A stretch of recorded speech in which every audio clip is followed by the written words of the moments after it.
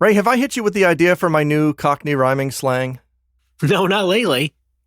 Okay. All right. I'm ready for a new update. Well, yeah, because I say, before we recorded, I was talking about my nose giving me guff. I would like to introduce giving me Hillary, as in Hillary Duff, as in giving me guff. What do you think? We're going to workshop it. And you're saying that's Cockney? Yes. In the tradition of Cockney rhyming slang. Oh, so a Cockney person wouldn't really say it. No, but what I'm going to do is I'm going to try to infiltrate the pubs of London and make it a thing. Right. Do they know or care about who Hillary Duff is? What? Of course. The UK, right? The next Karate Kid. Was that her? No, that was Hillary Swank. Yeah. Shit. All right, I've got new Cockney rhyming slang for crank. Jeez. Okay. Wait, you wanted it to be Hillary Swank? No, I'm sticking with Hillary to mean guff, but I also think it might be confusing because if I say Hillary, you might also think I'm talking about Hillary Clinton. So my new Cockney rhyming slang for Hillary Clinton is Tilda, as in Tilda Swinton, Hillary Clinton. I see. Okay. I was thinking of Sir Edmund Hillary. Oh, no. Well, hang on. Well, let me run an example sentence by you, and we're going to see just how it sounds. I think I already know. This political climate is giving me Hillary, so I voted for Tilda in 2016. Did you catch my meaning? Oh yeah, I'm totally with you. I'm totally with you. It's clear as day. Yeah. I got it. Okay. Tilda, Hillary? Yeah. Tillery, Dilda? I'm all for it. No. No. I don't think you understand, mate. Blimey. Do we have any rhyming slang for Fraioli? There's only one word that rhymes with Fraioli, and it's aioli. Oh yeah, that's right. I don't think there's a word that goes with that. It's delicious. Yeah, I like some French fries with aioli, taters, tater tots, crunch taters, Fraioli shots. But are we not doing the rhyming? Are we done? We are, but it takes my brain a long time to put them together. Oh, I know that. So here's what I'm going to do. I'm going to step back into the wings, and then you address the audience as we start the show. I think I'll just start the show. Gotta go. Fantastic.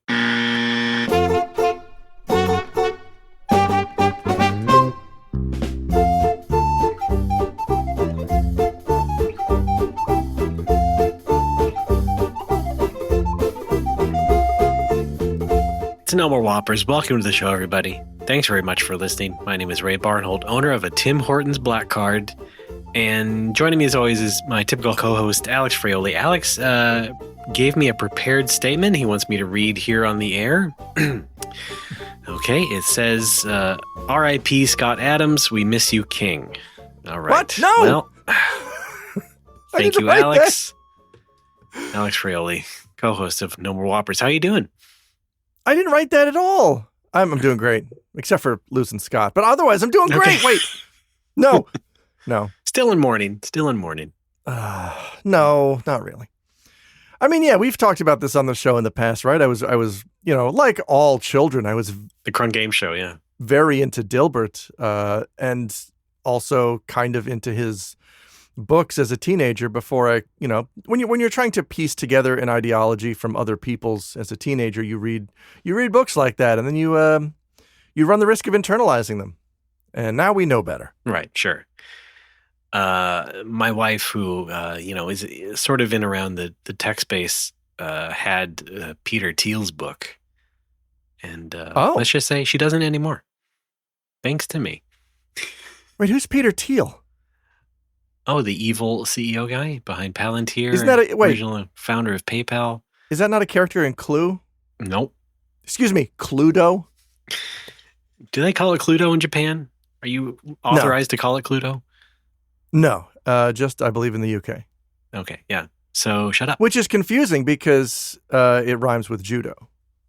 That's some more Cockney rhyming slang I'm trying to introduce. Okay, less of that. Just in general, this episode, please. All right. Thank you. All right. Or else I'm going to threaten to do that other show idea I had with you. Wait, what was the other show idea? It's not rhyming, but remember, I always had my funny idea for a show called Big Fat Idioms with Alex Fraioli. We should still do it. That's not a bad idea. Oh, really? You used to hate it. Yeah. I'm on board now. Come back around on it? All right. Well, I mean, look at us, though. We are stretched to our limits. We do 3 shows a month when we used to do 1. We went from a weekly show to 1 show a month because we had no time. Now, magically, we have time. Turns out we don't. Yeah, but we're making it work. I don't think we can fit in another show. Well, we could just pitch. I think it could be the next Wait, Don't Tell Me. So let's pitch it to NPR. Okay. Is Peter Siegel attached? No, you. You're the new Siegel. All right. What about You're Shin Siegel. Tom Bodette? What? Shin Siegel. I do want to point out here to listeners, Alex, I guess, debuted his new sitting angle here on the show. He is yes, sitting at somewhat of an angle, not always directly looking at his camera or therefore me. So it just looks like I'm talking to a documentary about Alex.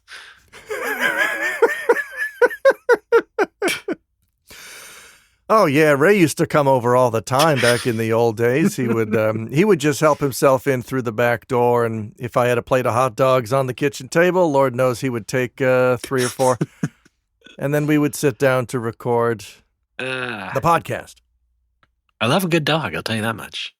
Yeah, me too. Yeah. Yeah, I'm trying a new recording angle because this kind of segs very nicely into the first thing I wanted to mention is I rearranged my office. I just did the whole damn thing. It's not a large room, but it was a large desk, and it involved like taking apart parts of the desk, trying to move them piecemeal across the room, and then reattach them. There's also a couch involved. Hey, that's another idea for NPR. What's that? Let's do big desk concerts. Right, they got the tiny desk. Yeah. Now you got a big one. All right. Continue. The main reason for doing this is I've been noticing like I'm having weird acoustic problems because my desk, it turns out, when we moved in, I just put it underneath. There's like an overhang in my office of a couple of feet that juts out of the wall.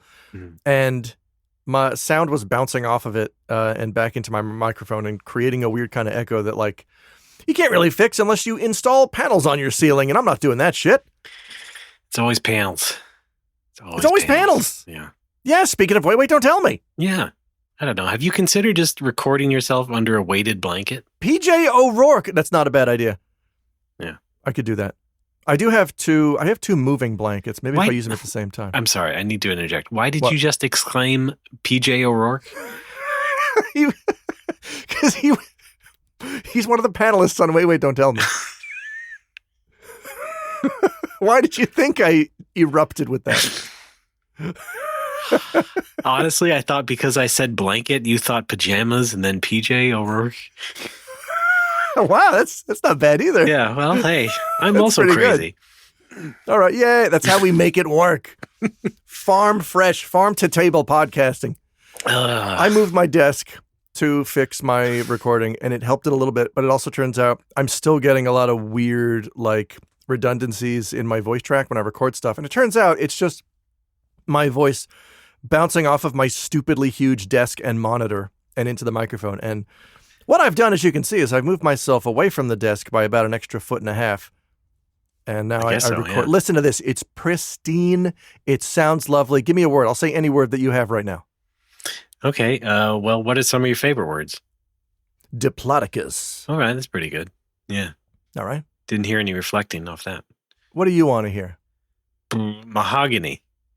Dinosaur. Right? That's not what I said. Mahatma. We're good. We're great. That's all. That's all I wanted to say. Dinosaur. You want to give us the rock bag lady? Cinema. Mm-hmm. They got that new trailer for the new Mario movie coming, or they had it out. I mean, the movie's coming out in April. All right. I just said 8 different words to try and say 4. That was craziness. Oh my God, my brain. Anyway. You're under a lot of stress. Yeah, the stress of planning to go see that movie. Am I right? No, you told me you lost the Glengarry leads. You put them in your desk and they're gone. It's kind of on you now. They should do Glengarry Glen Ross with Mario characters. That'd be good. Yes. Yeah. I can't come up with anything right now, but coffee is for sniffits. That's all I got. All right. Pretty good. Yeah. That makes sense. Yes, indeedy. You, Williamson, I'm talking to you, shithead. You just cost me $6,000. I think I said recently, a few episodes ago, I was planning on taking my son to that movie. It would be his first movie theater experience, probably. Glengarry Glen Ross? I probably should have picked up that thread a bit sooner there. No, Mario. Oh. The Super Mario Galaxy movie. That's what they're calling right. it. Yeah. Yes.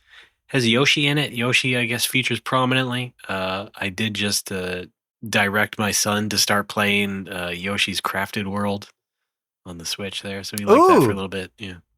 Okay.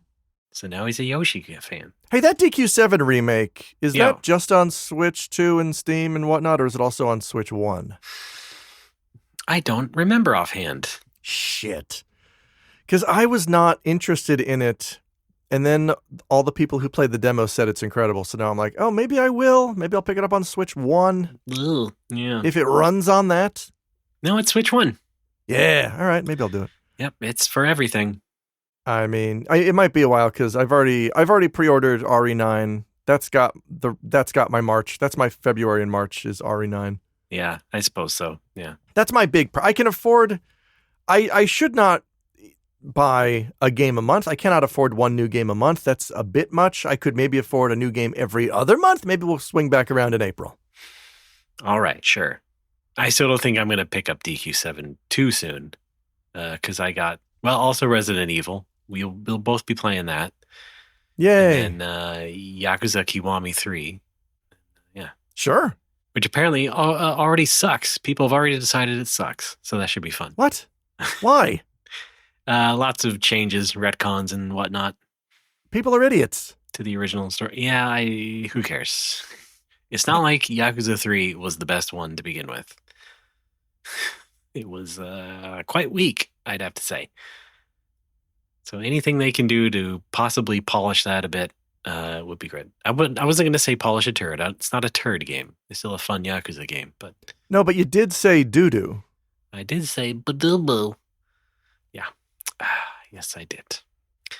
On Switch 2, of course, Dragon Quest VII is a game key card. And I believe I mentioned I got Pac-Man World 2 repack on Switch 2 for my son, which is also a game key card. And it just reinforced the fact that people bitching about the game key cards was completely overblown. And people are stupid.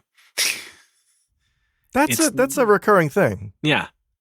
It's literally the same thing as the other consoles, the disc-based consoles. Because here's the thing. If you get the game key card and you download the game, you don't need to download it again.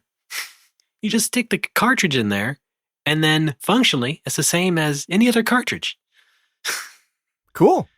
Because you've already downloaded the game, just as if you would if you had any other normal cartridge. So I don't get it. What if I want to insert a Hue card? That'll take some shoving. Okay. I wouldn't mind playing some Bonk's Adventure or Dungeon Explorer on there, though. I like that Bonk. Well, we got Virtual Boy news. We'll talk about that a little later, I think. How about that? That's right. Yeah. But, yeah, decent amount of stuff coming out game-wise in these first couple months. And I have nothing else to say. Well, games. I've been playing games, right? You familiar with Final Fantasy 14? Don't worry, it's going to be brief. It's going to be very brief. I promise you. I have to deliver a monthly FF14 update, and here it is. I'm coming around on that. No, you don't. Yes, I do. Oh, God. Hold it, Pituli. Yeah. Hi, Reg. Yes, I do. Because you remember last episode I shared with you the cringy SoCal pop punk song that's being used in one of the new raids. Oh yeah, that was awesome. I've kind of come around on it for the simple phenomenon of I guess you would call it Stockholm syndrome, where I'm held captive by this song because I have to, and I realized after the fact I don't have to listen to it. I can mute the game's music and play my own, but Yeah. it's part of the experience, you know. I listened to the song so many times. I actually started listening to the lyrics. I think I've come around on it. It really is just about two bros who roll out of bed together, hit the waves together, and then roll back into bed together. That's really what the song is about and what the fight is about. And we cleared the fight, possibly because I was so hyped up from the song. I've done a total 180 on it. Play FF14 with me someday. I told you. It's part of the power. Part of the power of that, Sonic Adventure adjacent music. I don't know. But it's like, here's the thing though. Were you in fact rolling around at the speed of sound? No, I mean, I was gap closing around at pretty fast, above average speeds, but not the speed of sound. Okay, well, yes. In FF14 parlance, yes, you were indeed. I was backdashing at a reasonable pace.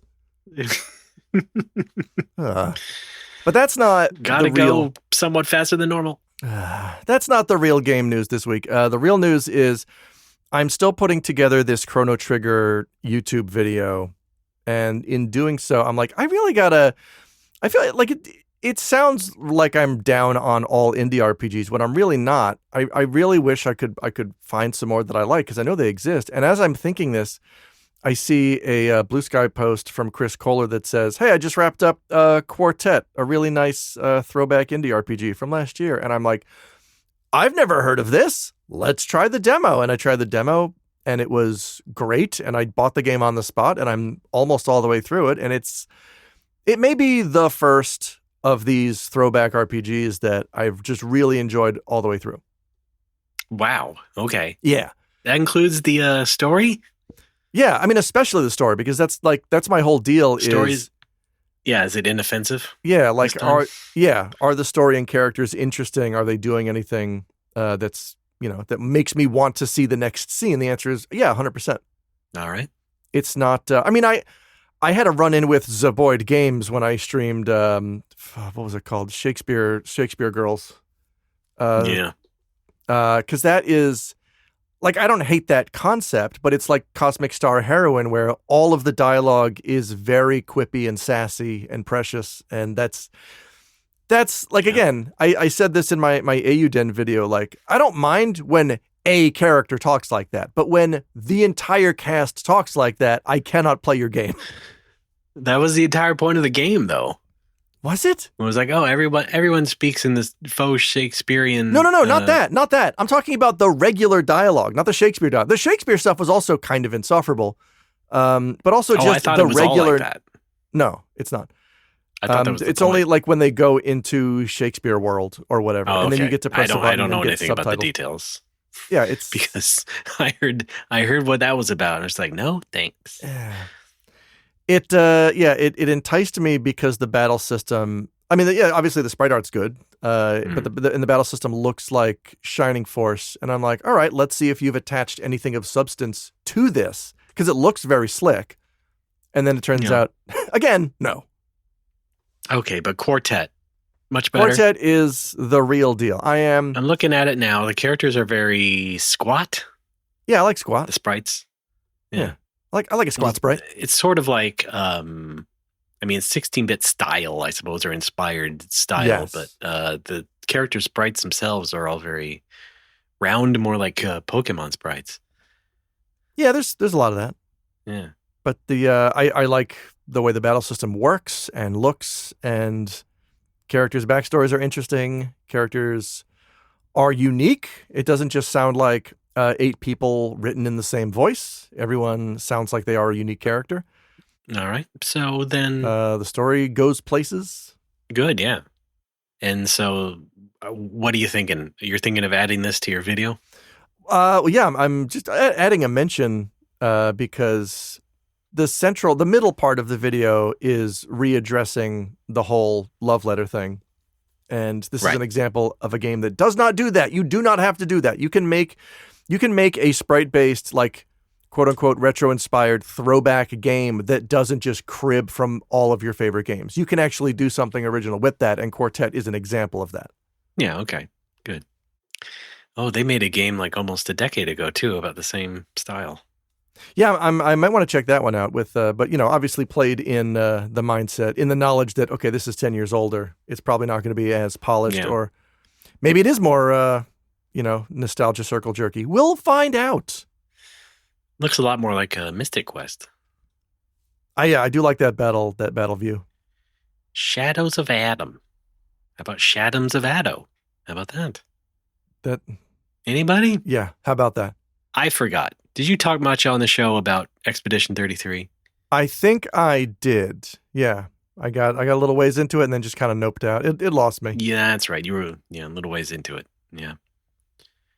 Well, our family friend played it all the way through and he loved it. But he's also French, so all right.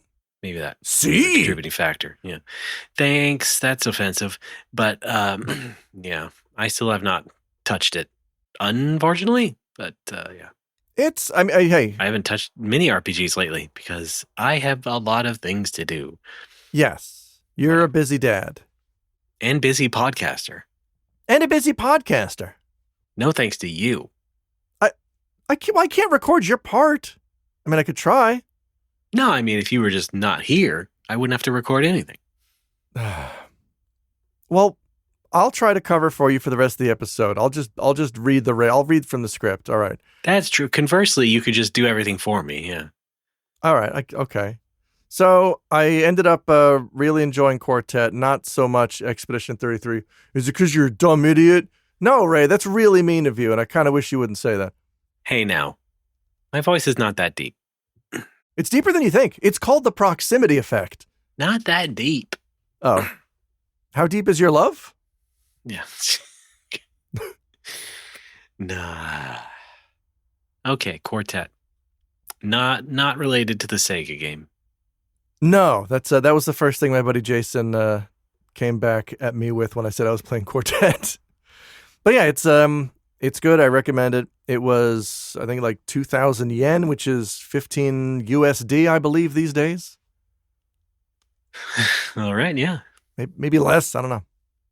Probably less, if I had to guess. Yeah. Okay, so that's two very different types of RPG. Wait, how's the music in Quartet?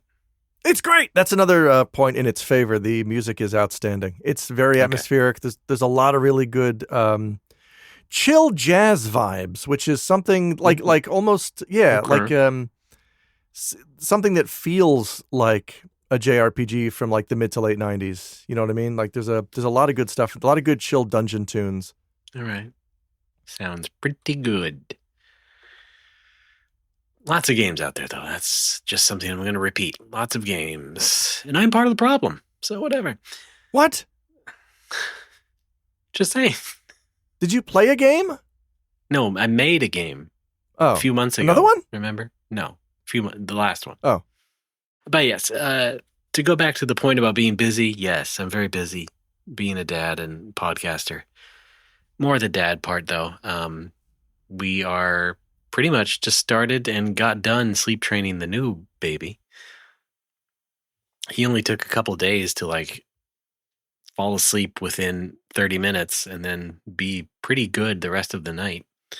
Maybe only waking up once to need more milk or whatever. So I'm just like, okay, great, good. We're on a great trajectory. And, other parents seem to have much larger challenges getting their kids to sleep normally early on. And we just have not with both kids. So counting our lucky stars for that. And that's the biggest baby update because again, still a little guy. He's getting bigger as in a bit fatter, but yes, he's just enjoying things. He is getting more aware of things, grabbing at my hand more often, having the time of his life every day. So now hang on. Obviously I don't have kids, so I'm going to have to ask you specifically what this means. When you say sleep training, does that mean that like he's trying and failing to get to sleep? So what you do is you flop onto the carpet in the middle of the room and you shout, "No, like this." Flop onto the carpet. Yeah, and then you just lay there. You go honk shoe, honk shoe.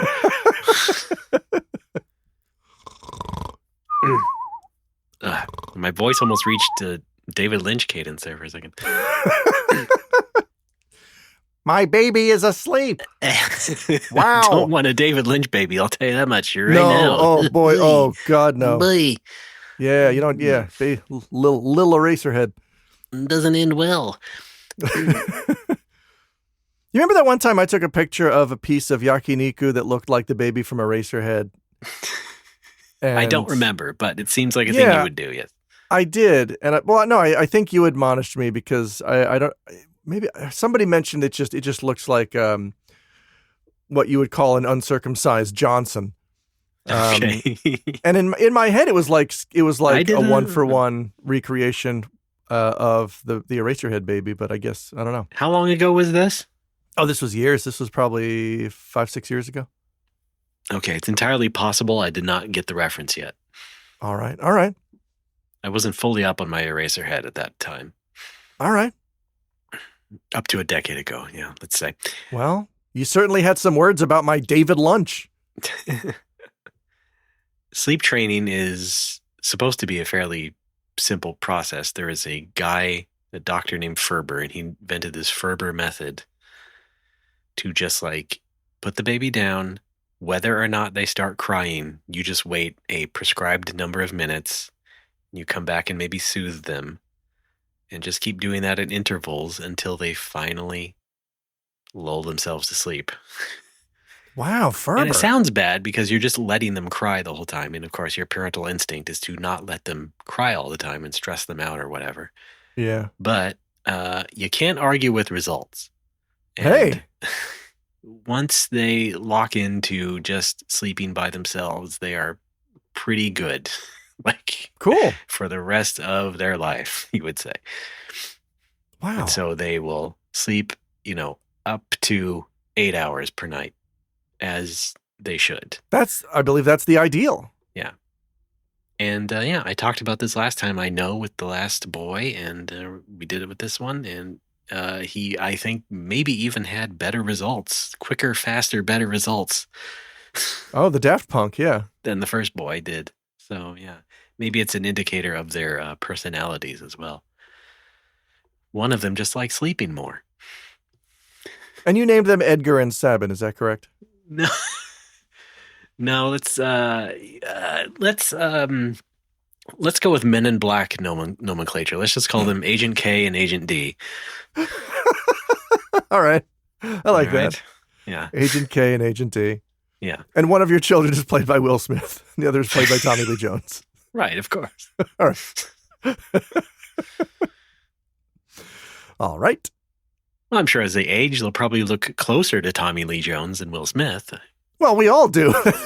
That's the ultimate human stage of evolution is we reach the Lee Jones point. I was referring to skin color, if you must dwell on it. Oh. But, Will Smith's not looking too great in his older age, too. Is he in his 60s yet? Oh, wow. Yeah, I don't know. No. 57. 50. All right, hang on. All right, the Heinz. Let me hang on. Let me pull up some modern Smith here and see what we got. Okay, try. Will Smith today. No, he still looks like Will Smith. Oh wait, is he embracing the bald now? Is that what I'm saying, or was that an older thing? What are you looking at? What's the title of something here? What's going on? No, I just did a Google image search for Will Smith today, which is also my favorite magazine. I'm seeing 1, 2. There's at least 3 shots here where he's just totally bald. Okay, well, I was referring more to like more recent like interviews he has done and stuff. And oh, why? What's he doing? Not bald. He's not bald. Okay. He's not embracing the bald. No. Just getting, wrinklier and squintier, I guess. In honor of James Avery, he's not. I mean, I would. Oh, there's a picture of him with Alfonso Ribeiro. Look at that. Look at those cousins. Jesus Christ, Like the most mom thing you could have said. Oh, here he is with that Alfonso Ribeiro. Oh, boy. You remember that show? Wait, were they cousins on the show? Was Carlton? Hold up. I'm not up on my Prince What lore. else would they My be, Fresh Alex? Prince lore. I don't know. You don't remember the lore? No, hang on. Now, this is a story all about how my life got flipped upside down. So I just made a story. He's like, every prince from Bel Air. In West Philadelphia, born and raised on the playground. I spent most of my days. Yeah. Like shooting some people outside of school. When a couple of guys who up no good started making trouble in my neighborhood. Yeah. I got in one little fight and my mom got scared. She moved to your auntie and uncle in Bel Air. Okay, so auntie and uncle implies if Carlton is their kid. Okay, yeah, so they are cousins. Yes. Wait. I whistled for a cab when it came near. Lights placed fresh. Had a dice in the mirror. If anything, I'd say this cab was rare.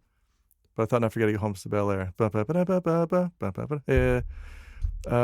to the house about 7 or 8. Said the cab, you home, smell you later. Looked at my something. I was finally there. Said to my thrones. Okay, there's nothing else in the song that has any more information about this. I'm going to go with cousins. Hey, there's a show with a Hillary. What? Oh, yeah. Yeah. Yeah. A Tilda. Also, I'm a bit foggy on that show too. Was it Uncle Phil who always wanted to eat turtle soup? Yes. Yes, exactly. Right. Okay. Yes, and there was a running gag where Will would always invite his pal Rocksteady over, and he would end up getting tossed out of the front door. But it was like a very obvious Rocksteady ragdoll. You know what I mean? Yeah. And he would always go, "Ah, you fools!" Yeah, he'd love to call people fools. Yeah, he really did. Didn't suffer any. That's why. Have you ever had turtle soup? I'm afraid not. Me neither. Back, was it Konami? Yeah, Konami had sent out. I'm sure you've seen this before, pictures of it at least. They'd sent out a treat to the press when Metal Gear Solid 3 originally came out. They sent a can with a label. Oh God! E3 snake meat. Yeah. And it was just clam chowder. So. Oh, good. But of course, people were intrigued. Maybe there was some in there. I like clam chowder. Yeah, me too. New England? Old England. Wait, no, what's Boston is the red one, right? I'm not a fan of the red one. Wait, hang on. Yeah, Boston uses red miso and New England uses white miso. I think is the distinction. Yeah, yeah. Yeah. It's not that red, though, is it? What's red about Boston? I don't know. I thought they called it, I don't know. I thought it was red. What color is it? Right. Normal. What? What Creamy. color is normal? Oh, okay. You mean as far as clam chowder goes? I thought you... All right. Wait, are you possibly thinking of Manhattan clam chowder? Yes, I am. Thank you. Yeah. Okay. Come on. You're a New York boy. Yeah, but in a manner of speaking. Yeah, but New England also covers the area I'm from. Yeah, true. Not just I wasn't born in Manhattan. I was born in Tarrytown. Oh boy. Oh well. That's too bad. Yeah. All right, come on over for clam chowder. Oh, I'd love to.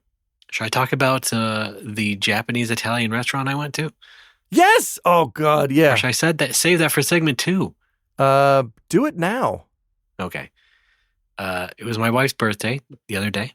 Tanjobi omedetou. And so we went to dinner as part of that.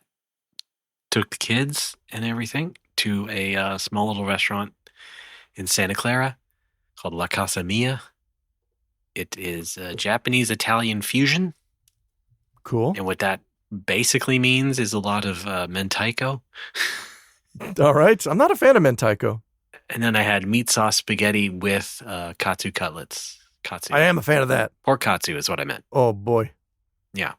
And they are pretty good. They are popular. It was a nice, quaint little restaurant as well. And, of course, they serve edamame. Not any, specifically Italian edamame, other than the fact that they have a garlic kind. Ooh. They have nikujaga. Good. Love it. La Casa Mia style, which just means, I guess, Japanese beef and potato stew with cheese. Some things they just use the Japanese word instead of the English word. So here's nasu parmigiana. All right. I don't hate that. That's pretty good. Oh. But some things are more authentically fusion, like the sukiyaki pasta, Oh. salmon shimeji spaghetti. Pizza Italiano. Oh, that's right. Yeah. They do it with pizzas too. Like I said, a lot of mentaiko stuff. They have mentaiko mayo mochi cheese pizza Ooh. and Japanese mushroom melody pizza. And those mushrooms are Malady? shimeji, maitake, shiitake. Maitake and shiitake are my faves. I also like eringi. That's the big chunky one. Yes. They're good. That sounds fun. The meat sauce was also pretty meat saucy, except for the fact that it had panko in it, so it was a little bit crunchy. Ooh, I like a crunchy sauce. A little bit of a crunch to it. So that was the fusion part there. So some of the fusion was pretty subtle, some of it not so much, and some of it just they just used the Japanese word for eggplant. Yay. Yeah, nice place. My son, the older boy, just loves restaurants now. Always wants to say, "Go to the restaurant," and then we go to the restaurant. He says, "Go to another restaurant." What are you, a bar hopper? That's classic Agent K. Yeah. Yeah, just generally being a little menace as usual. Seems to have abandoned using a fork and spoon. Okay. Just doesn't want to use a fork and spoon much anymore. Always wants to grab things with his hand. At 3 years old, he picked up spoon and fork pretty early on. Now he's off of it. I don't get it. Remedial classes, maybe? I guess so. Yeah, maybe. Take him to one of those manners classes. Just like stereotypical Three Stooges plotline manners class, the old dowager. No, unless it's super cereal, he just doesn't want to use a spoon or whatever. What the hell is super cereal? That's my topic, Alex. All right. Happy to help. I mean, I would say Captain Crunch, Cinnamon Toast Crunch. Those are my super cereals. You and the Captain. We'll make it happen. We made it happen. He's gone now. It's over. It's a book.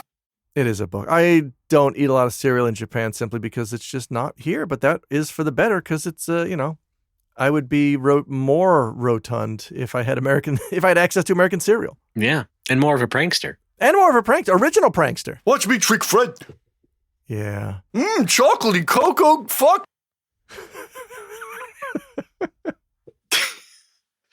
I'm glad you still laugh at that. What's more American than a caveman stealing food? I know. Right? Ah. Alex, did you have something you wanted to talk about next? Sorry. Yes. Wait, yes. Hang on a sec. Let me, I'm looking at a wall of Will Smiths, a Wall Smith, if you will. I need to get this tab out of the way. Clooney Tunes. Oh, I wish I was looking at a wall of Clooney's. Smithy Tunes. That guy's still handsome as fuck. Yeah, he's slipping, but he's not too bad. He's not going away. Remember young Clooney on Golden Girls? I think that was his first TV appearance. I don't think I watched him contemporarily, but yes, I've seen plenty of the young Clooney sitcom appearances, yes. It's good. He's still charming as ever. Yeah, sure. Speaking of Vince Gilligan, I already talked about Pluribus. All right. Shout out to Floby. Shout out to Floby. Oh, yeah. I ran into a friend of mine at Caesarea the other day because we live near a Caesarea. Hey, speaking of Japanese-Italian fusion. That's right. Except Caesarea is like the complete opposite end of the scale as La Casa Mia. Right, yes. It's, Caesarea. It's so cheap, but it's like suspiciously cheap. Like you could get a bowl of aglio e olio, which is my favorite pasta. It's very simple. It's a peasant meal. It's just garlic and olive oil and pasta, and you can put anything you want. Is that because it rhymes with your name? Oh yeah, that's something that rhymes. I like to put spinach and pine nuts in it, but you can't go wrong with whatever you want. It's highly versatile. It's one of my favorites. You can get a bowl of that at Caesarea for, I think after tax, it's like 274 yen, which is like $1.50. Like it's ridiculously cheap. It's super cheap. Good portion? Yeah. For someone like you? And a small, thin personal pan pizza for I think about 400 yen, which is All right. maybe 250. Yeah, it's redonkulous. It's not the worst food in the world. I guess not. In fact, after I'm done with you, I might go on next door and get myself exactly what I just described. Did you just get lunch? I ate an emergency piece of apple crumble that my wife made last night out of the fridge because I had to. I just got off my FF14 raid group. We're stuck on M11S, and I know I had a podcast coming up, so I'm like, oh yeah, I'll eat this delicious thing my wife made. And it is delicious. Yeah. But afterwards, I need something substantial. I need more carbs. I actually have emergency banana bread muffins in the fridge. Yes. Oh, that's the way to be. So last time I was at Caesarea, I recognized a friend who was eating there alone in the corner. And I'm like, is that Ollie? Ollie is this dude. Like we'd been drinking buddies since before the bar. We met at the Coopers, and then he became a regular at my bar. Ollie's an interesting dude because he's just kind of had a bunch of different jobs over the years. He goes back and forth between here and Turkey, where he's from. Oh, okay. I was going to ask, by the way, spelled A-L-I? A-L-I, yeah. He's my friend who got kicked out of a cafe in Turkey for speaking Japanese because they thought he was speaking Kurdish. And right. You're not supposed to be doing that, apparently. No, they don't take too kindly to it. He was on the phone speaking Japanese to his wife, and some customers complained, and the staff kicked him out. Oh, my God. Yeah. And I saw him, but I couldn't quite tell it was him. I was 99% sure it was Ollie, but also at the same time, I don't want to go up to a stranger and be like, hey, how you doing? And like the entire meal, I'm looking over, like I'm looking behind me to where he is, and he's still eating. 3 times I get up to fill my water and get oshibori and get other stuff and sit back down. And every time I'm looking at him, because my policy is like, I will not go up to you. I will not engage until eye contact has been made. Because I don't want to startle somebody. I don't want to startle anybody, which means... It goes for a lot of things. We need to know. He needs to know. Yeah. He needs to know I'm there from afar before I get up there. And he's not looking up. He's really digging into this ravioli. And I passed by his table maybe 6 or 7 times total over the course of the meal. And just nothing. And then like as I go to pay, my wife finally like waves to him, and he's like, "Oh, hey." And like, yeah, then he got up and we shared a hug, and I felt a little guilty because we were blocking drink bar traffic, but also you're supposed to hug in an Italian restaurant. That's what they're there for. Right, sure. So Riri's not as involved with eye contact. She will just... Yeah, she'll just walk right up and be like, "Oh, hisashiburi." And then I think it's certainly a gentler experience if a nice woman like Riri walks up to you and says hi, and it's much different if like a horrible beast like myself goes up to you and is like, "Hey, I haven't seen you in a while." You're not that beastly. I don't know. You dress pretty well, I would say. I don't know. Well, I mean, only when I go to Caesarea. Yeah. Did you consider maybe just walking by him and going like, "That looks friendly"? I did. Yeah. Then I thought, no, wait, that's stupid. Yeah. But, and we get the point across. The point being? That you're Alex? I guess. Friendly. I guess. Boy, that would be kind of a dick move, though, if I did that, if I coughed into my hand and said my name, and then I extended the same hand to shake. Well, it's a fake cough. Oh. You can always just do it into the crook of your arm. Even a fake cough has air and liquid leaving your face. Yeah, but not as much. You've seen those animations back in the COVID time where they would show the 2 3D CG mannequins just spewing particles at each other after they sneezed or coughed, right? Yes. So it's not that bad if you fake it. No. It's worse if it's real.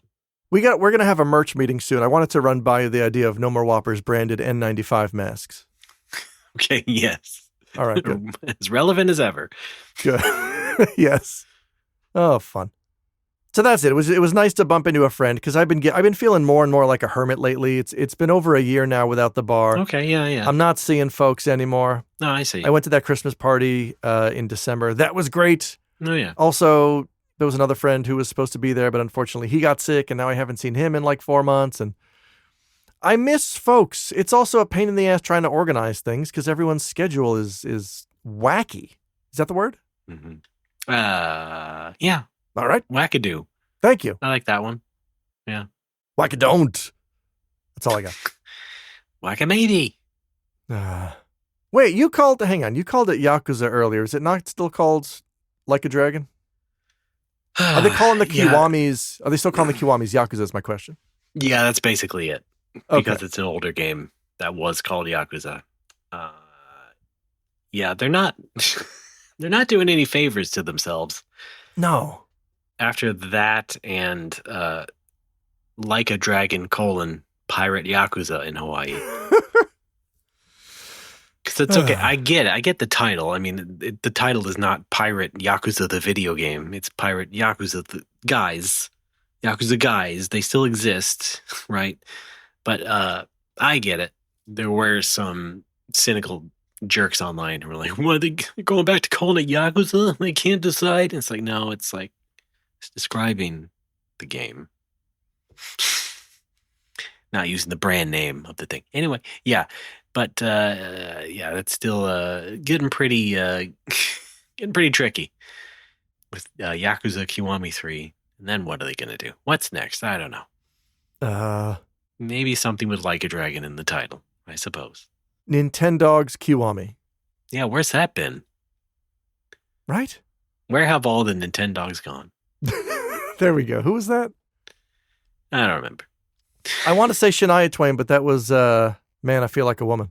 Or no, that don't impress me much. Was that both? Was that? Hang on. Matt would know That this. was Smo? both. That was both. That was okay, both. thank you.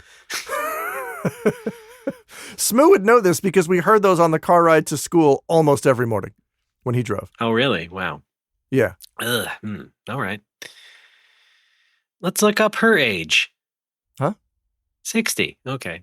All right. Hey, you know who's 70? No. Guess. You? No. Me. Look who's 70. Are you sending me something? No, I'm not. Oh. That's just the saying. No, Dana Carvey. Oh. Because I remember it was 10 years ago. He had that special on Netflix called Straight White Man 60. Oh, wow. Now it's been 10 more years. How about that? Yes, indeed. Dana. How old is Martin Short? Because Close? for a very long time, I thought he was older than he was because I hadn't seen him for a long time. And then he did a character on the original Arrested Development, the original couple of seasons, where he was put in like old age makeup, but I couldn't tell. And I just thought he was that old now. And I'm like, damn, Martin Short, how did that happen? But that was like 20 years ago. So now he must just look like that normally, right? Yep, he is 75. There we go. Oh my God. Yep. Diamond Jubilee Martin Short. Right? I'm sure he would love being called that. Well, look, that's about all the information I can stomach about aging comedians right now. Why don't we take a quick break, and then we'll be back with more of us. Sounds spectacular. All Let's right. do it.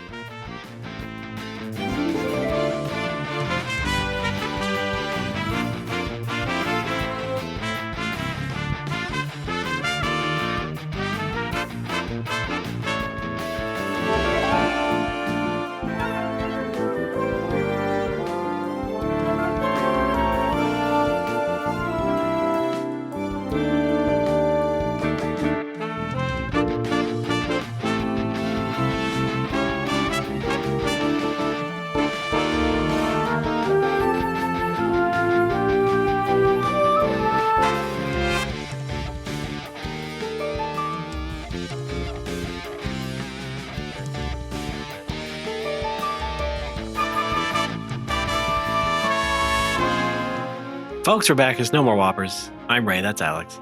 Hi there. Alex, I got an old man question for you Oh, go. That's us. because we're getting up there.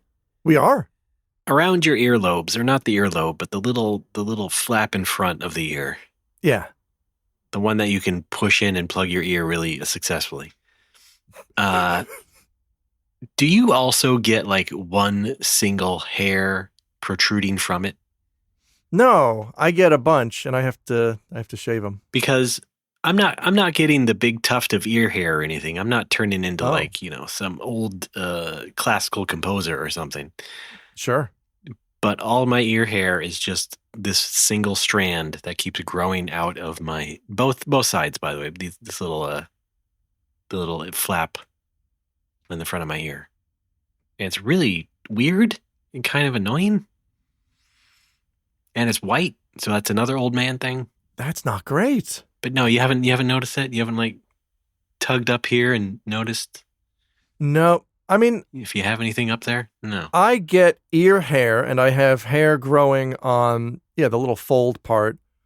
But I just, I have a tiny little trimmer that I just use. I go around it, and then it's all clean for about the next couple of weeks. Well, sure, I can trim it, but gee, it's just the feeling of having it grow every couple months and just being like, Jesus. That's not great. Did you get out of there already? Huh. No, it's weird. And of course, to be fair, it's me. I'm crazy. I also don't like my nose hair or anything. I'm very particular about getting that out as soon as possible. So, nose hair is the worst. Yeah, it's just one of those things. It's just strange to me because it's either like I thought I would have like the big tuft of ear hair growing inside or nothing, but instead I get this one little thing growing up, and it's just hey, okay. Here's another question: do you also have like one little whisker up closer to your eye? Because I always get like one little black whisker. I do have rogue whiskers every now and then because I don't have terrific coverage when it comes to the cheeks and the side of my face, which means when I grow the beard out, those parts take a lot longer to fill out. And even then, it's a little bit sparse. It's really the main, like the mustache and the goatee that kind of comes in first and approximates the appearance of a beard. But I really need the rest of it. Okay. Yeah. It's just very annoying to me, these things. Well, why don't we... I needed some companionship about this, some solidarity. Why don't we each start wearing fake beards? No, my real one's fine. Oh. The fake one would probably be more annoying. Oh. Okay, well, I just had nothing else. That's like my old man update there. I just needed to vent about... my hair problems. That's fine. We've all got old man updates. Yeah. It turns out I'm just, I got hair where I don't like having it. It's fur where there was no fur before. Yeah, I know you were going to do that. Thanks. I started going to the gym in the new year. I got a year membership. The price of it went up. We live a couple of blocks. That's typical.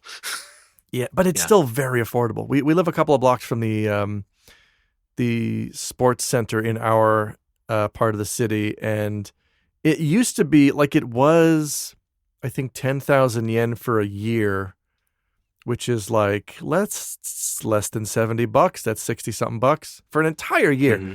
That has gone up to 12,000 yen. Oh wow, okay, so that's a few pasta bowls at Caesarea. Yeah, that's right. Yeah, which is like between, I don't know, 75, 80 bucks. Sure.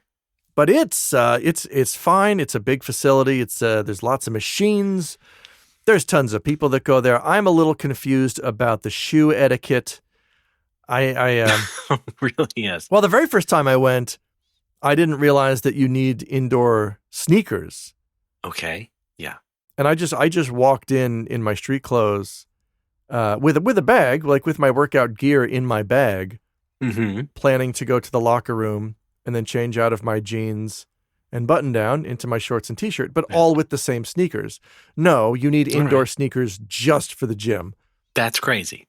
Okay. So then I started, going in some outdoor sneakers, carrying my indoor sneakers in a separate bag with all my other stuff. I'd go in, I'd go up, I'd use the locker, I'd change, I'd do the workout, I'd leave. That was that. And then last week I was like, boy, it's a pain in the ass having to go into that locker room, and it costs 10 yen to use the locker. Oh, yes. There's got to be a better way. What is this, a train station? Yeah, right? It turns out there is a better way. It's just freezing in the winter, and that is I just walk there in my shorts and t-shirt, carrying my outdoor sneakers in a bag, the 2.5 blocks to the sports center. And by the time I get there, like I'm frozen solid. I'm dead. You know what the weather's like outside for a lot of the world. Frightful. In the Northern Hemisphere. Yeah, it's frightful, but that fire, so delightful. Mm-hmm. And I would go in, do the workout. It's fine on the walk home because I'm exhausted and overheated from the workout. So it's a very brisk couple of blocks walk home after the workout. But walking there is like, it saves time and a minuscule amount of money. But I think I still prefer it. All right. Yeah. How's it going? Have you been going there regularly? I have been at least once a week since the beginning of the year, ideally twice a week. I've been twice a week a couple of times. I need to get, I'm still trying to fit it into my existing schedule, which is not easy at the moment because a lot of the things I do in the morning and afternoon. I could go to the gym in the evening, but I'm worried that I would then come home and just be exhausted and go to bed. I don't want that to happen. I don't think I'm that kind of old man just yet. You could rise and grind at 4 a.m. and get there early. I thought about that, but then I thought about, I think I can do that in the future once I get used to it, because if I do it now, well, yes, I think that goes for most things. If I do it now, I'm afraid that I'll just fall asleep in the middle of the day because I'm exhausted, because I'm doing the gym early, but then I'm coming back and I'm streaming or recording voice stuff or doing a podcast. And then by like 4 p.m., I'm just ready to die. I don't want to do that. I think maybe eventually I can do that. I guess so. Yeah. I think it would be nice to do before raid, because my FF14 raid group meets kind of late. Right now we're meeting at Japanese noon to 2 p.m. And during daylight savings, that becomes 11 a.m. to 1 p.m. It would be nice to just, because what I do now is I wake up at like 8 or 9 a.m. and I have a very slow breakfast and I check email and I look at job stuff until raid, and then I do the raid, and then I do the podcast with you if that's scheduled or whatever else is scheduled. Yeah, and then a sensible dinner. I got to work the gym into the schedule in a sensible way. Yeah. Now, let me ask you, do you get anxiety? Yes. Are you okay going to the gym? Oh. Because for me, I can't do it. I get social anxiety about that. Oh yeah, it's not great. It's not the worst. One of the holdovers from COVID that I really enjoy, both in restaurants and at the gym, is little plastic dividers between seats and or treadmills. It's great. But they're still like clear dividers. Yeah, but it means nobody's going to lean over and talk to me. That's the ultimate fear, is I don't want anybody to interact with me.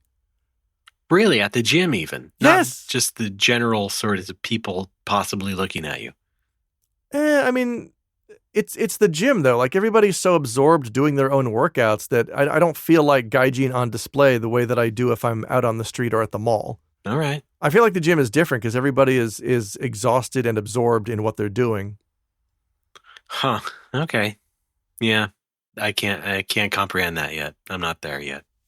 I don't know. I mean, yes, like I get looks every now and then, but like I've been there enough times that now I feel like I'm not getting as many. All right. Well, good for you. I can feel people's eyeballs on me from across the room, and I hate it, and I wish I couldn't. Yeah.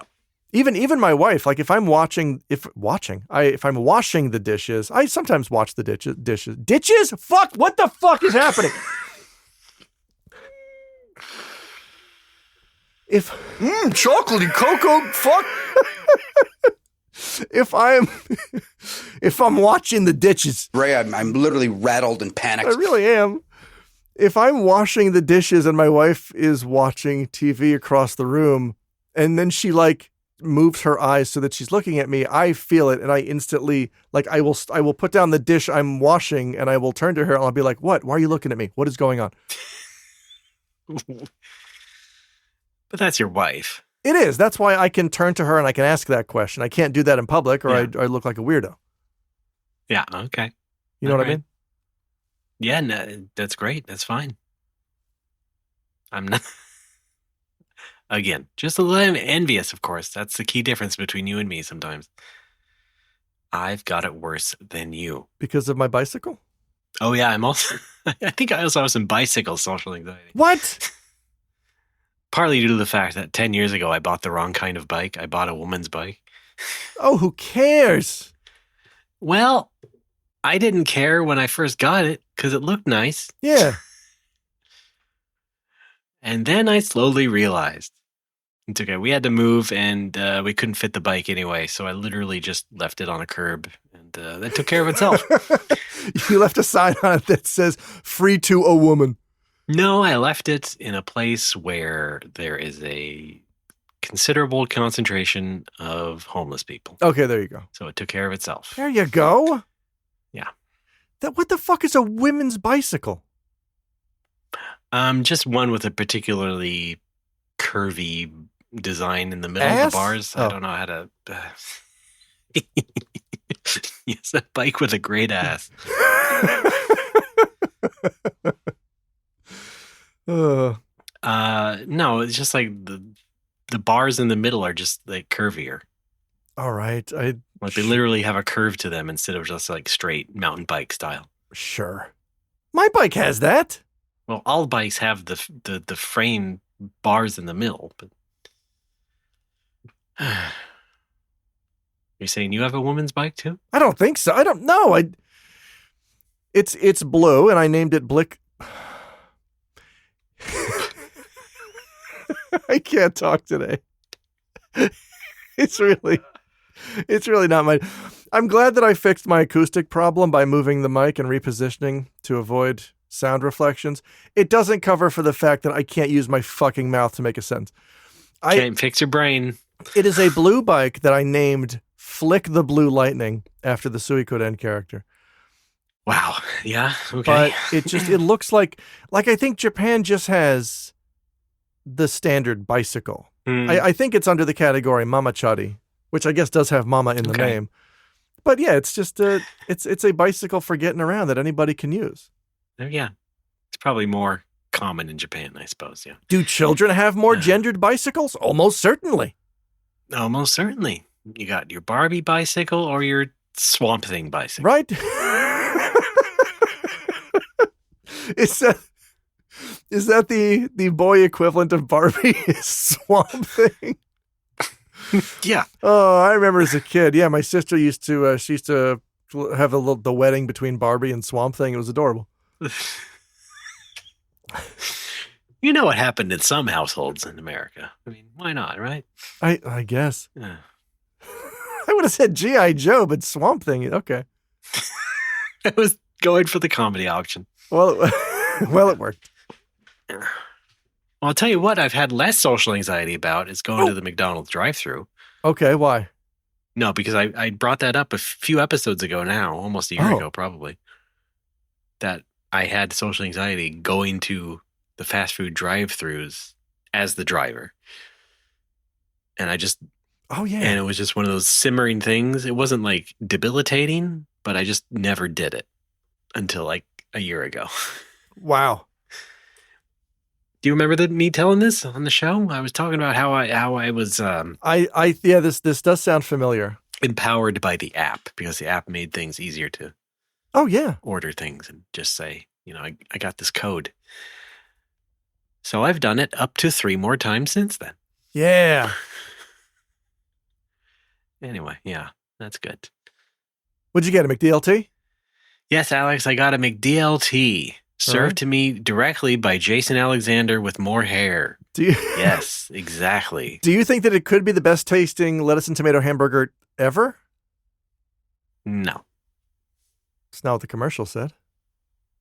Well, times have changed. Jasons have less hair. I had lunch with a friend recently, and we discussed the Jason Alexander Creed music video. Was it Creed or Nickelback? It was one of those... Pardon? Shitball subgenre rock band. There's a music video where if you search YouTube for Jason Alexander music video or Jason Alexander barista, it's going to come up and... Oh. Yeah. I seen that. It's basically Jason Alexander's in competition with himself for a girl. Oh.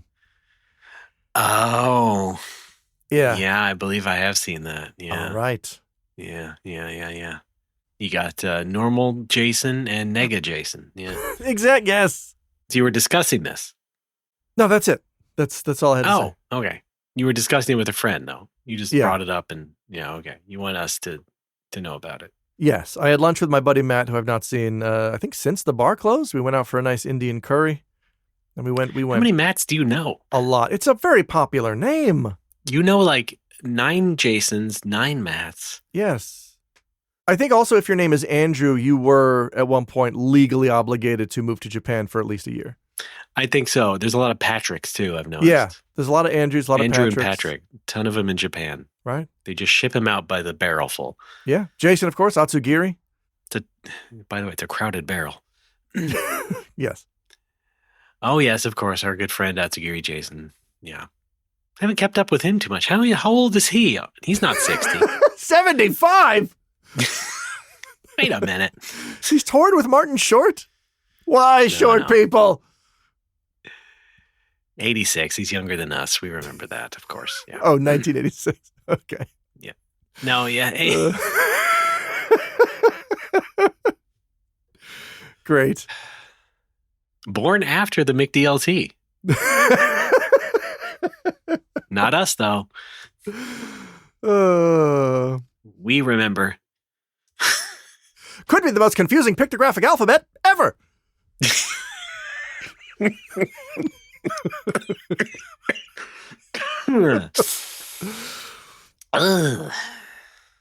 Like, come on the show, Atsugiri. What are you doing?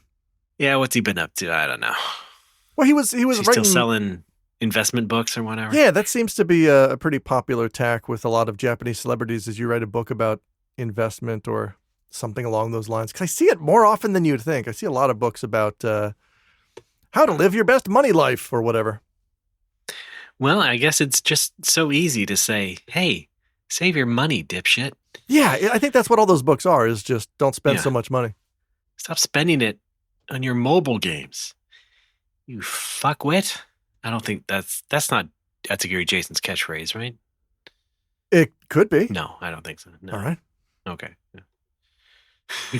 Famous for yelling at Japanese people, shut up, fuckwit. Oh. I've had it with you and your language and your culture. Oh, Atsu-chan. All right. Hang on, wait, can I circle back right to the bicycle talk for a minute? You reminded me, Yeah, go ahead. I don't know if I mentioned this on the show. In the second grade, we had a task. We had to instruct the class on how to do something. You're basically supposed to get up and give a brief presentation about, like if you do ballet, here's how to do ballet or whatever. And you write down the steps. I remember something like that. Yeah. And my question to the teacher was, well, can we videotape it? What if we need to do it at home, can we videotape it at home and then come in and show the videotape? And can I get extra credit? And well, I was just concerned for second grade. Could I do it? Yeah. And so I went home and I'm like, well, this is a big deal because I'm getting my first bicycle in a week. So I'm like, and we have a camcorder. I'm going to do my project on how to choose a bicycle that's right for you. How did you? Okay. A thing that all kids... I think everyone listening was ready for you to say how to ride a bicycle. No. See, Ray, that would have made perfect sense. That would have made perfect sense. This is how to choose a bicycle that's right for you from a 7-year-old.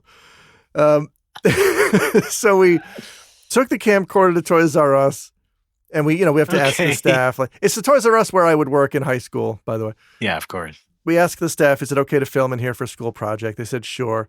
So we got some good A-roll of me walking up and down the bikes, choosing a bike, testing them out in the store. Who was filming? I think my mother was filming. Okay.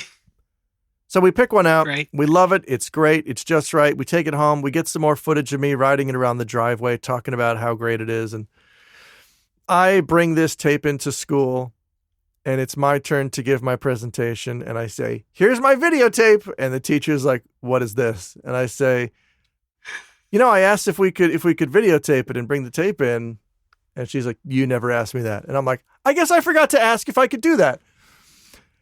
And suddenly I have to give a presentation and I have no presentation. And I basically have to ad-lib an entire as a 7-year-old, it's not a huge ask. It's not a very long presentation. No, but and I'm digging around in my desk to stall for time, and I find I find like a piece of paper. We had some students from the high school visit our class a couple of months ago because we were doing a unit on Japan. Folks, it was the early 90s. We thought Japan might still have a chance at making it. So we all had to learn about Japan because Japan was going to be the next big superpower.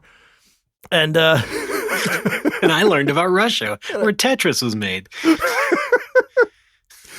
And when the high schoolers visited us to talk about, to teach us about Japan, they got credit for a class for doing that. They were from the Japanese language class. They also taught us how to write our names in Japanese. That was my first introduction to writing Japanese, was as a 7-year-old. Nice. And thank God I never cleaned out my desk because I reached in and I pulled out this piece of paper where they had just written my name in katakana. And I immediately changed my presentation to how to write Alex in Japanese. And I just copied the paper to the board in chalk and just turned around like, ta-da! Wow. Yeah. Now that is an awesome move. That's a pro move right there. It got a B, and I think it only got a B because she knew I was improvising the whole goddamn thing. Right. And kind of felt bad for me. But no. Because look, having to improv under pressure is a skill that people should learn. Right. If it turns out you can't submit a VHS tape and it's all you have. Oh my God. Yeah. Well, you got to do something. I've done that in a job interview or two, and it hadn't helped me much, but...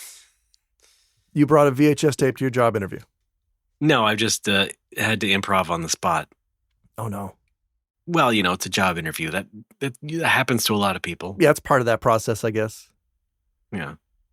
Well, and as I described, I think on the Crunk Game Show, where I completely faked a job interview, or rather a position to try and get a job at Best Buy, and I made up a job with a... Wait, what? I worked at a nearby store. Yeah, I told this on the Crunk Game Show, I believe. It was a store that was already closed, so I had that going for me. And then I just made up my boss. Yes, I reported to Mr. Fizame at Breastbry. My boss was a British guy. Oh, boy. Well, yeah, that was as bold as I had gotten with that. I have never done that before. But, I mean, since... So, yeah, I was just like early days of trying to get a job and not knowing what the hell to do. And so just like, I need to fill out this resume somehow because I don't have anything actually palpable or it sucks substance for me at 19 or whatever. It sucked then, and it sucks even more now. I feel really bad for people who are just coming out of college and... they're opening this door to the rest of the world, and it's like just every job being consumed by AI. And you. No, it wasn't. I mean, it's not even AI. It's just the general sorts of increasing pressure. And like companies that don't get back to you because everybody's overworked there, including the HR people. And just like crazy interview processes, having to interview 8 times for an entry-level job. That sort of complaint through line. That stuff. Sounds like we should talk about that on Sassafras. We're gonna. I have a lot of professional anxieties that I need to unload on Sassafras in what I hope to be an entertaining way. I'd say let's just do it. I'm not just gonna doom dump all over the listener. Let's break down right now. No. Let's break camp. I want to break camp. Let's do it. I can't. I won't. Why not?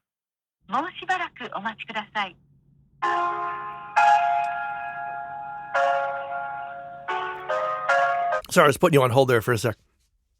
All right. I think we're coming up on the end of Netflix here. I think we've kind of exhausted everything we can get out of it because my wife is, she's constantly seeking new horror films, and she's watched every one on Netflix, and she's quickly realized all the Netflix originals are just awful. And we're thinking about jumping to Amazon Prime. I don't know if you had any input on what's a good service for watching stuff. Probably not Amazon as much. Oh.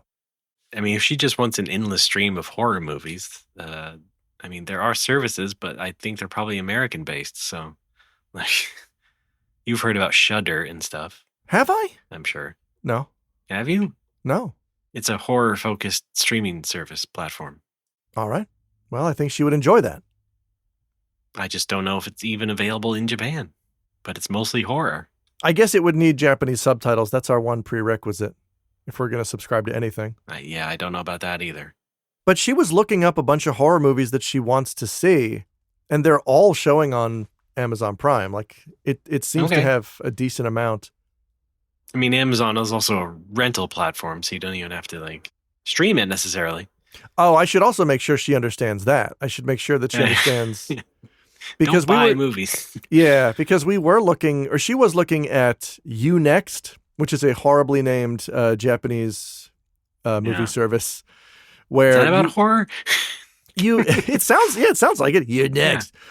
Yeah. It's one of those systems where, like, you pay a monthly fee, but in addition to that, you've got to, like, re-up credit or tokens in order to actually oh my god rent stuff. It sounds like a scam. And I kind of yeah, that's one of the scammy ones, yeah. I would rather we not do that because it just sounds too expensive. Like, just pay a flat fee and watch whatever you want. The problem is we've exhausted Netflix. There's nothing I want to see on it after I saw a movie on there a couple of months ago that was so bad I forgot to talk about it. It was, oh my God, it was Anthony Mackie and I forget the other lead's name. Just search Anthony Mackie Netflix. Oh no, you did talk about it. Did I? Yeah. It's so forgettable. I forgot I talked about it. Yeah. Holy shit. Okay, never mind then. It was IO, right? That's right, IO. Yep. As in, I don't know if I should watch this. Him and Margaret Qualley. That's right. Yeah, don't watch that. That's too bad.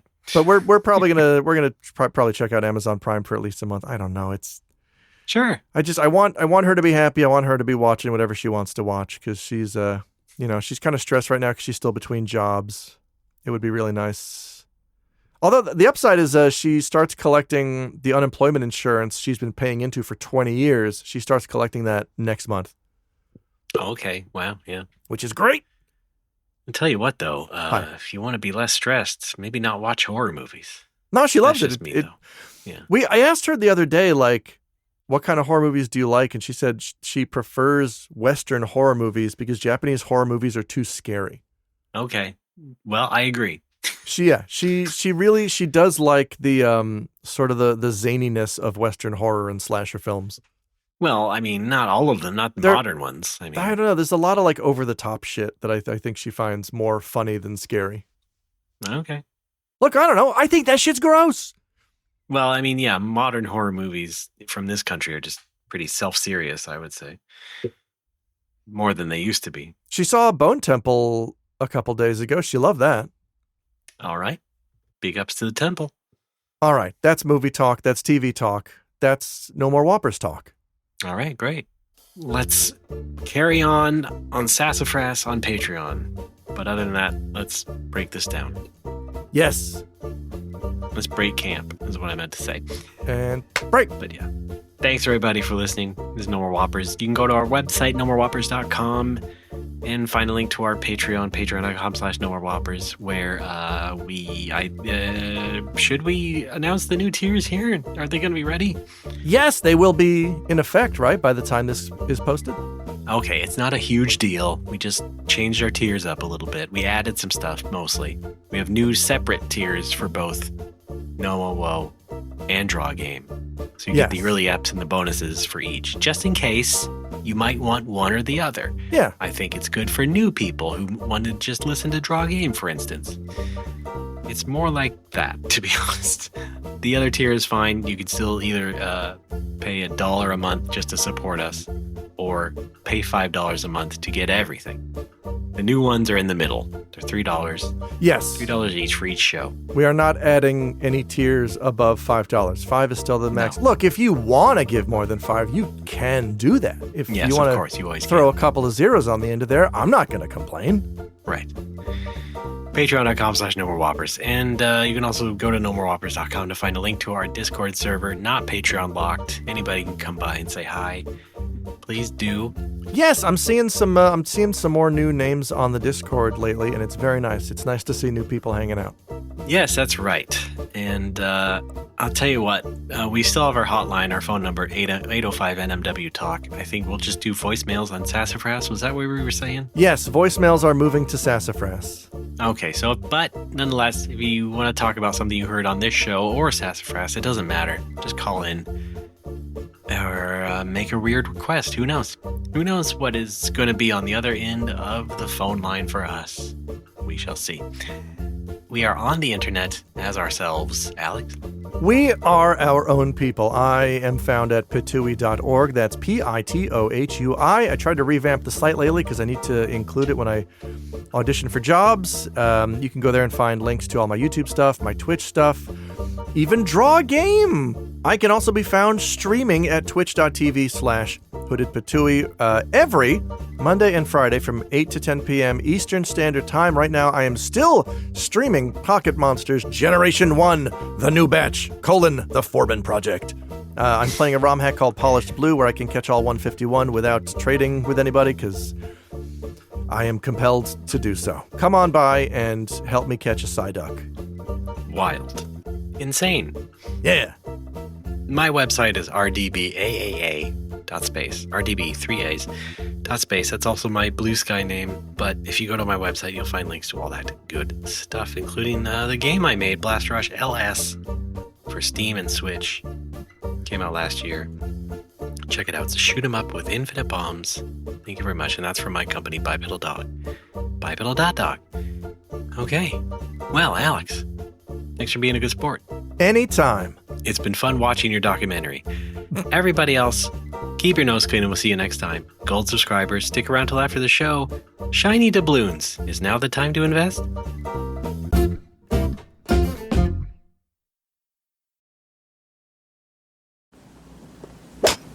Nice shot. What does that mean? Luigi is a tops. Sitting on top of the world. Yeah. Sitting on top of the world. Everything's fucking peach fuzz. Luigi is a number one. Oh, fuck you! Fuck the lot of you! Fuck you all! I'm giving myself a 5.